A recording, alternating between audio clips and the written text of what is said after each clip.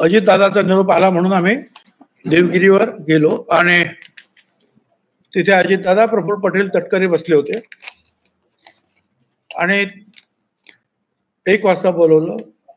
आम्हाला जायचं होतं नाशिकला. म्हणजे कशाला बोलवलं?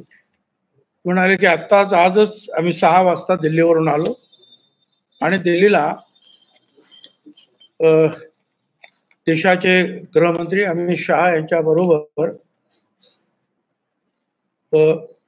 मुख्यमंत्री शिंदे, फडणवीस, अजितदादा आणि त्यांचे 2-2, 4-4 जे काही प्रमुख त्यांनी ठरवलेले ते सगळी मंडळी या सीट शेअरिंगच्या बाबतीमध्ये कुठल्या जागा कुणाला द्यायच्या या बाबतीमध्ये चर्चेला आम्ही बसलो होतो.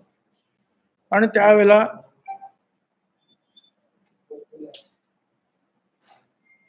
नाशिकच्या जागेची चर्चा सुरू झाली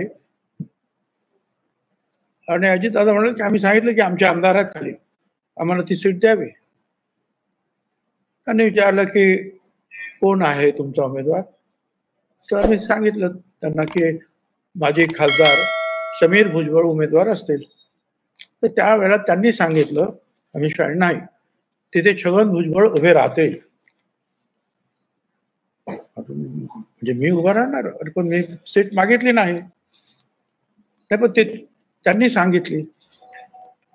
आणि मग शिंदे म्हणाले की आमची जागा आहे ती.